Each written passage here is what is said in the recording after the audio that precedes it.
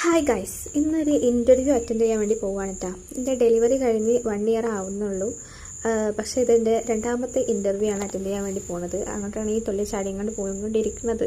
തുള്ളിച്ചാട്ടമൊക്കെ പുറമേ ഉള്ളൂ, ഉള്ളിൽ നല്ല ടെൻഷൻ ഉണ്ടായിരുന്നു കേട്ടോ. എങ്ങനെയാവും എന്താവും എന്നൊന്നും ഒരു പിടിയും ഉണ്ടായിരുന്നില്ല. ഇതിന് മുന്നത്തെ ഇൻ്റർവ്യൂ എന്ന് പറയുന്നത് ഭയങ്കര സിമ്പിളായിരുന്നു.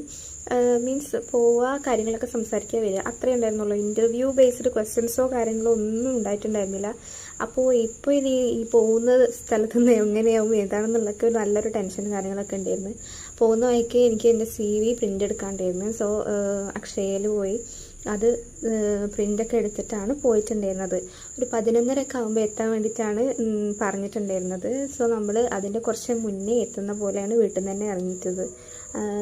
മഴയൊക്കെ അല്ലേ, മഴയും കാര്യങ്ങളൊക്കെയാണ്, പിന്നെ ബ്ലോക്കും കാര്യങ്ങളൊക്കെ ഉണ്ടാകുമ്പോൾ ഒരിക്കലും നമ്മൾ ഈ ഇൻ്റർവ്യൂവിന് ഇറങ്ങുമ്പോൾ അവർ പറഞ്ഞ ആ ഒരു സമയത്ത് തന്നെ എത്താൻ വേണ്ടി ശ്രമിക്കുക.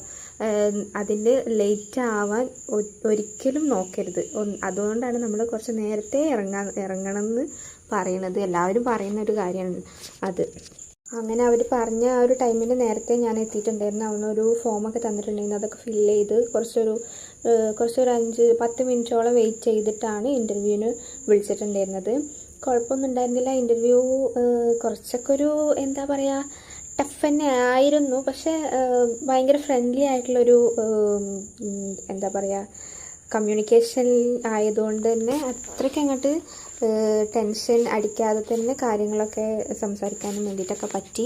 അങ്ങനെ രണ്ട് പ്രാവശ്യമായിട്ടാട്ടോ ഇൻ്റർവ്യൂ ചെയ്തിട്ടുണ്ടായിരുന്നത്. അങ്ങനെ 2 പ്രാവശ്യത്തെ ഇൻ്റർവ്യൂവും കഴിഞ്ഞ് ആകെ എന്താ പറയുക, കിളി പോയിട്ടാണ് ഞാൻ ഇറങ്ങിയിട്ടുണ്ടായിരുന്നത്. ഞാൻ നല്ല ടെൻഷൻ. ഇൻ്റർവ്യൂ കഴിഞ്ഞിട്ടും എൻ്റെ എന്താ പറയുക, നെഞ്ചിലിങ്ങനെ ഡും ഡും ഡും അടിച്ചുകൊണ്ടിരിക്കുന്നുണ്ടായിരുന്നു. അങ്ങനെ പുറത്തിറങ്ങി നോക്കുമ്പോൾ എൻ്റെ മോൻ്റെ ഷൂ ഒക്കെ കീറിയിട്ടാണ് കഴിച്ചിരിക്കുന്നുണ്ടായിരുന്നത്. അപ്പം അത്രയ്ക്ക് അവൻ്റെ അവിടെ എന്താ പറയുക, പൊടിച്ചാടി നടന്നിട്ടുള്ളതിൻ്റെ ഒരു സൂചനയാണ് കാണുന്നത്. പിന്നെ ഈ ഇൻ്റർവ്യൂവിൻ്റെ എന്താ പറയുക, ടെൻഷനൊക്കെ ഒന്ന് കുറയ്ക്കാൻ വേണ്ടിയിട്ട് എൻ്റെ ഉപ്പച്ചി ചായയും ബർഗറൊക്കെ മേടിച്ച് തന്നിട്ടുണ്ടായിരുന്നു. എങ്ങനെയെന്നുണ്ടെങ്കിൽ എത്ര ഇൻ്റർവ്യൂ വേണമെങ്കിലും അറ്റൻഡ് ചെയ്യാവുന്നതാണ്.